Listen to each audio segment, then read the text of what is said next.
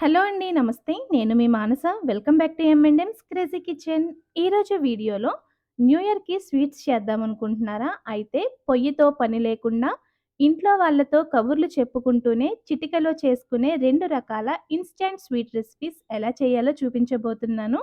Taste అయితే చాలా బాగున్నాయండి. సో, లేట్ చేయకుండా ఈ 2 రెసిపీస్ ఎలా చేయాలో చూసేద్దాం. వీడియోనెక్కడ స్కిప్ చేయకుండా ఎండ్ వరకు చూసేయండి. అలాగే మన ఛానల్‌ని ఫస్ట్ టైమ్ చూస్తున్నట్లయితే ప్లీజ్ ఛానల్‌ని సబ్స్క్రైబ్ చేసుకొని మమ్మల్ని మరింత సపోర్ట్ చేయండి. First recipe instant coconut barfi కోసం ఒక మిక్సింగ్ బౌల్‌లో 2 కప్పుల వరకు ఎండు కొబ్బరి పొడిని వేసుకోండి. ఇందులో పంచదారని పౌడర్‌లా చేసుకొని ఆ పౌడర్‌ని 1½ కప్పులు వేసుకోండి. మీరు షుగర్ తక్కువ తినేట్లయితే ఒక పావు కప్పు తగ్గించి వేసుకోండి.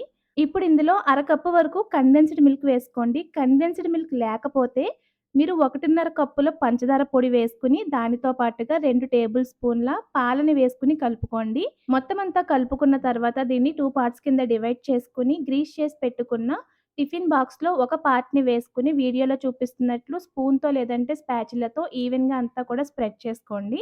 మొత్తం స్ప్రెడ్ చేసిన తర్వాత దీన్ని ఒక 10 నిమిషాల పాటు ఫ్రిడ్జ్‌లో పెట్టి, ఇప్పుడు సెకండ్ పార్ట్‌లో మీకు నచ్చిన ఫుడ్ కలర్ ఒక 2-3 డ్రాప్స్ వరకు వేసుకోండి. నేనైతే పింక్ కలర్ ఫుడ్ కలర్ వేశాను.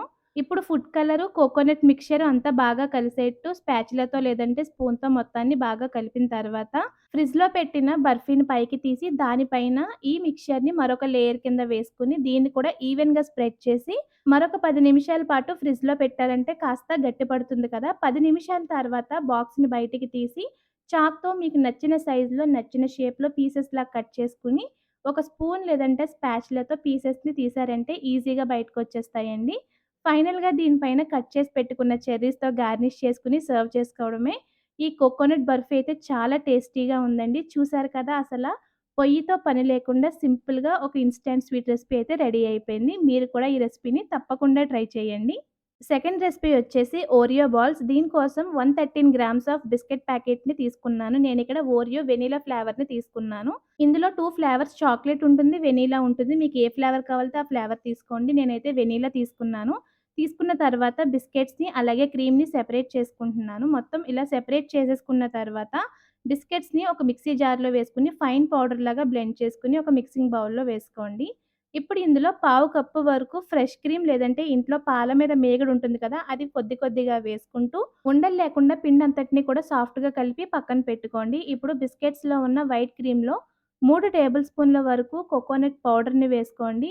ఇప్పుడు దీన్ని కూడా చేతితో కలుపుకుంటూ బాగా మనం హోల్డ్ చేస్తే షేప్ అయ్యేంత గట్టిగా కలుపుకోవాలండి. ఇలా కలిపిన తర్వాత కొద్ది కొద్దిగా పోర్షన్ తీసుకొని చిన్న చిన్న బాల్స్ లాగా చుట్టుకోవాలి. మనకి ఎన్ని బాల్స్ అయితే ఈ వైట్ క్రీమ్ బాల్స్ అయినాయో దాన్ని బట్టి బిస్కెట్ పౌడర్‌ని కూడా అన్ని బాల్స్ కింద డివైడ్ చేసుకొని, ఇప్పుడు వీడియోలో చూపిస్తున్నట్లు బిస్కెట్ పిండిని చేతితో స్ప్రెడ్ చేసుకొని, దాని మధ్యలో ఈ క్రీమ్ బాల్‌ని పెట్టుకొని, మొత్తం అంతా కూడా చుట్టూ కవర్ చేసి బాల్స్ లాగా చుట్టుకోవాలి. ఇప్పుడు మొత్తం అన్నీ ప్రిపేర్ చేసుకున్న తర్వాత, ఈ ఓరియో బాల్స్‌ని ఒక 10 నిమిషాల పాటు ఫ్రిడ్జ్‌లో పెట్టుకున్నారంటే కాస్త గట్టిపడతాయండి.